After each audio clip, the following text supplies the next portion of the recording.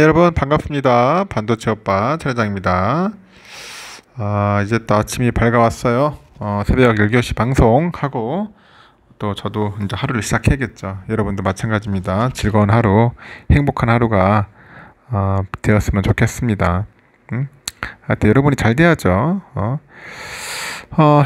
여러분의 그 진짜 찐 사람 있나요? 여러분의 진짜 찐 사람, 여러분이 좋아하는 사람, 진짜 내 사람은 어떤 사람이냐? 고요한 사람이라고 합니다. 고요한 사람. 시끄러운 사람이 아니라 고요한 사람이다. 어떤 사람은요, 그 조용한 자전거처럼 여러분의 곁에 천천히 다가오는 반면에, 또 어떤 사람은 뭐 스포츠카처럼 시끄러운 굉음을 내면서 여러분을 찾아오기도 합니다. 그 사람은 그 여러분의 마음을 막 요동치게 하겠죠. 그리고 신경을 온통 쏟게 만들면서 여러분의 고막을 때리고 정신을 사납게 만듭니다. 그리고 우리 모두는 그 스포츠카 같은 사람이 왔을 때 더욱 눈길을 주겠죠. 그리고 관심을 쏟게 마련인데, 그런 사람들은 대부분 자신이 왔던 방식대로 요란한 소리를 내면서 이제 빨리 떠나가 버리기도 하죠. 그래서 여러분 곁에 남을 진짜 여러분의 사람, 당신의 사람, 여러분의 사람은 늘 당신 곁에 조용하게 머물면서 여러분을 지켜봐주는 사람이다. 그렇게 이해해 주시면 될 것 같아요. 그런 사람은 눈에 띄지 않지만은 여러분이 삶을 단단하게 살아갈 수 있도록 늘 곁에서 버팀목이 되어주는 겁니다. 만약에 지금 생각나는 사람이 있다면은 그 사람에게 여러분의 고마움을 한번 전해보십시오. 고마움을 전해봐라. 알겠죠? 그러면 또 삼성의 이야기를 한번 또 해보도록 하겠습니다. 하여튼 여러분 뭐 좀 지겹고 재미없더라도 뭐 듣다 보면은 뭐 도움이 되지 않겠나 하는 생각이 들어요. 삼성전자가 그 지난 18일 6년 8개월 만에 전국 경제인연합회죠. 전경련 가입을 결정한 가운데 그 계열사인 삼성증권은 합류하지 않을 거로 알려졌습니다. 합류하지 않을 것이다. 그 삼성증권은 삼성의 그 준법 감시위원회가 있어요. 준감이라고. 거기와 협약을 맺지 않고 있고요. 그 준감이 권고안에 따르지 않기로 한 것으로 이제 보입니다. 그래서 전경련에 복귀하지 않기로 결정한 기업은 4대 그룹 계열사 가운데 삼성증권이 처음이라고 하네요. 제기에 따르면 삼성증권은 이사회의 그 반대에 따라 가지고 전경련의 후신인 한국경제인협회에 합류하지 않기로 했고, 4대 그룹 기업 가운데 한경협에 합류하지 않기로 한 것은 삼성증권이 처음이라고 합니다. 오는 22일 날 전경련은 한국경제연구원을 흡수 통합하고 55년 만에 기관명을 한경협으로 변경하기로 했어요. 그래가지고 한경연 회원수로 남아있던 4대 그룹 측에 전경련은 20일까지 재가입 여부를 이제 회신해달라고 한 상태인데, 그 4대 그룹은 지난 2016년 국정농단 사태 이후 전경련을 탈퇴했고, 당시부터 한경연 회원사 지위는 유지하고 있었다. 그런 이야기를 합니다.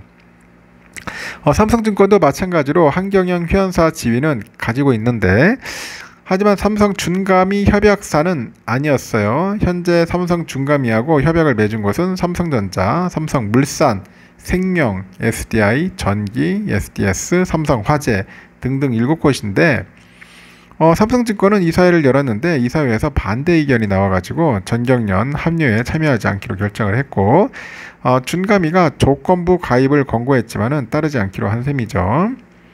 삼성증권의 이 같은 결정에 대해서 이례적이라는 평가가 나오는데요. 최대 주주와 그룹 주요 계열사가 모두 가입하겠다고 한 마당에 홀로 다른 판단을 내렸기 때문이죠. 한 제2관계자도 과거 같았으면 일어나지 않았을 특이한 사건이라고 지적을 합니다. 또 다른 업계 관계자도 삼성증권은 오랜 기간 매각설이 나왔었고, 때로는 이질적인 행보를 보일 때가 있었다고 하죠. 이번 또한 비슷한 사례일 수 있다고 이제 전하는 것 같아요. 앞서서 삼성은 그 5개 계열사 최고 재무 책임자들의 세 차례 회의와 각사 그 CEO 보고를 거쳐가지고 정경련 산하의 한경연 그 회산에 동의를 하는데, 이 한경연 회원 자격 자동 승계는 이사회와 준감위 논의를 거쳐서 결론낼 예정이라고 밝힌 바 있습니다.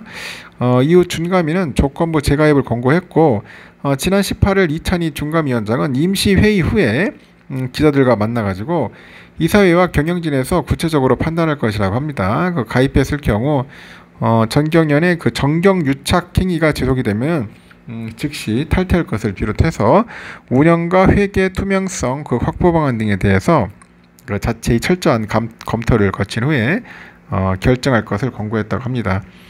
그간 삼성은 전경련 재가입 결정에서 준감위 의견이 가장 중요하다고 밝혀온 바 있는데, 준감위가 조건부를 걸긴 했는데 사실상 정경련 재가입에 승인했다는 해석이 나왔었어요. 정경련은 오는 20일 한경협으로 기관명을 바꾸고요. 그 류진 풍산 회장을 신임 회장으로 추대하기로 했습니다. 삼성 준감위가 지적한 것처럼 그 정경련은 정경유착을 끊어야 하는 등의 과제를 안고 있는데, 정경유착 그런 고리를 끊겠다는 의지가 반영된 것으로 현재 풀이된다, 그렇게 보시면 될 것 같습니다. 끊어버려야죠. 그리고 삼성전자하고 LG전자가 초대형 TV를 앞세워가지고 올해 상반기 전세계 TV 시장을 이끌면서 1등과 2등을 다퉜어요. 삼성전자는 전체 매출에서 LG전자는 올레드 TV에서 각각 1위를 차지한 것 같아요. 21일 시장조사업체 옴디아가 발표한 2분기 글로벌 TV 시장 실적을 보니까 삼성전자는 올해 상반기 금액 기준 31.2%의 점유율을 기록을 해가지고 18년 연속 1위 탈환에 한 걸음 다가섰고, 뒤이어서 LG전자가 점유율 16.2%로 2위를 기록했어요. 그래서 국내 기업이 모두 상위권을 이제 휩쓸었습니다. 네오 QLED를 앞세운 삼성전자는 상반기에 2,500달러 이상의 프리미엄 TV 시장에선 금액 기준 61.7%의 압도적인 점유율을 기록을 했고요. 그 80인치형 이상 초대형 TV 시장에서도 올해 출시한 98인치형 제품들로 41.6%의 금액 점유율을 기록을 합니다. 해당 시장 점유율은 2위에서 4위 업체들의 점유율 그 합을 넘어서는 그런 수치로 초대형 TV 시장에서 삼성전자의 영향력을 보여준 것으로 풀이되는데, 특히 TV 시장의 최대 격전지가 북미하고 유럽이죠. 그 내에서 80인치형 이상의 초대형 시장에서도 각각 59.3, 60.7%의 그런 점유율을 기록을 해요. 삼성에 따르면 QLED 올 상반기 판매량이 약 400만 대인데 2017년 첫 출시 이후에 누적 판매량 3,966만 대를 달성을 했어요. 지난 7월에는 누적 판매 4천만 대를 돌파했습니다. 이렇게 글로벌 올레드 시장 성장세가 다소 둔화된 상황인데, LG전자는 올 상반기 전체 올레드 TV 시장에서 출하량 133만 1,400대를 기록을 했고요. 점유율 55.7% 차지했고요. 1위를 이어갔습니다. 신규 진입한 삼성은 올 상반기 올레드 제품을 35.2만 대 판매를 했습니다. 35만 2천 대죠. 지난해 연간 판매량 35만 대를 넘어서가지고 2위를 차지했습니다. LG전자는 그 초대형 올레드 TV 시장에서는 출하량 기준 64.2%의 압도적인 점유율을 기록을 하고 있네요. 75인치형 이상 초대형 올레드 TV의 출하량은 지난해까지 최근 5년간 연평균 90% 이상 폭발적으로 이제 성장을 하고 있습니다. LG전자는 지난 7월에 선보인 현존 최대 크기의 97인치형 올레드 TV에 세계 최초 4K하고 120Hz 그 무선 솔루션을 탑재한 LG 시그니처 올레드M을 앞세워서 하반기 초대형 프리미엄 TV 수요를 지속적으로 공략할 계획이다, 그런 이야기를 하고 있습니다. 아주 TV 하나는 아주 뭐 기똥차게 만드는 것 같습니다. 제가 볼 때는 하여튼 삼성도 그렇고 LG도 그렇고 잘하고 있어요. 삼성전자가 그 게임 업계에 잇따라 러브콜을 보내고 있네요. 출시도 되지 않는 슈팅 게임의 화질 개선부터 이미 출시된 그 MMORPG, 몰PG라고 하나? 모르PG? 하여튼 그런 다중 접속 역할 수행 게임이라고 하는데, 롤플레잉 게임 같은데, 하여튼 최적화에도 도움의 손길을 내밀고 있다고 합니다. 전 세계 게이머들이 주목하는 글로벌 행사장에서 게임에 최적화된 기술도 뽐내는데, 지난해 그 GOS 논란 등으로 멀어진 게임 업계와 게이머들에게 친근하게 다가가서 이미지 변신을 꾀하는 전략으로 풀이합니다.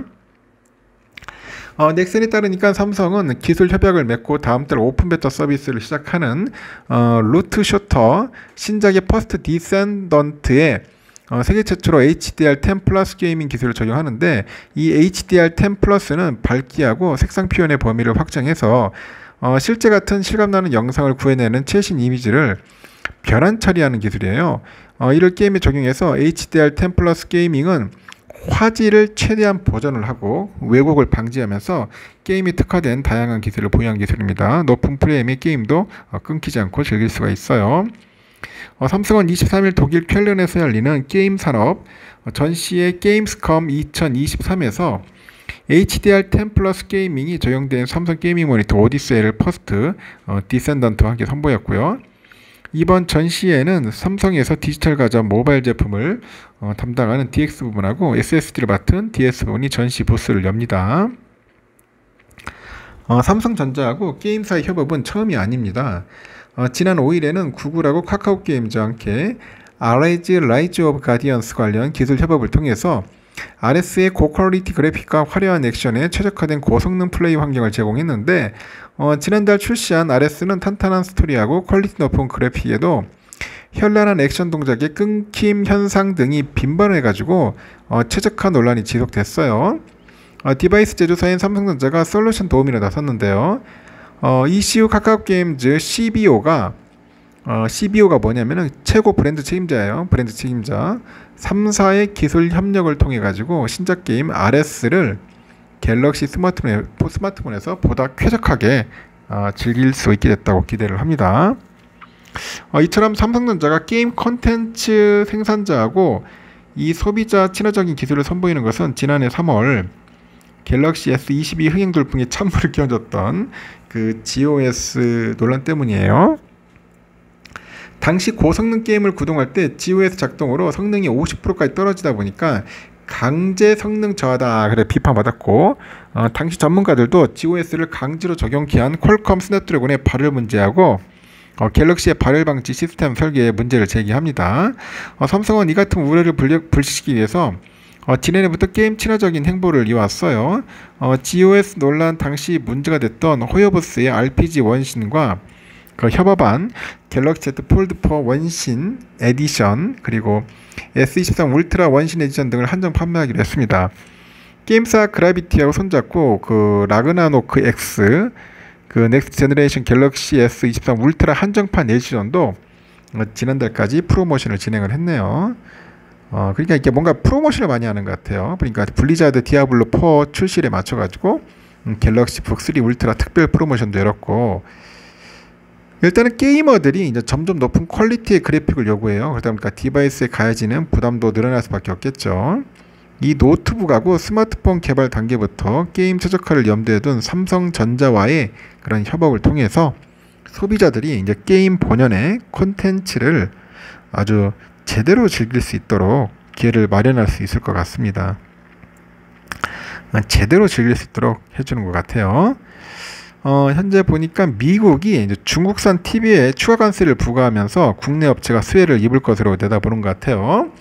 KB증권에서 그러는데, 미국이 이제 중국에서 제조된 TV를 북미로 수입할 경우 관세를 11.5%에서 25%로 상향하거나 중국 패널을 탑재한 TV에 대해서 15% 추가 관세를 부과할 가능성을 언급했다고 설명을 했네요.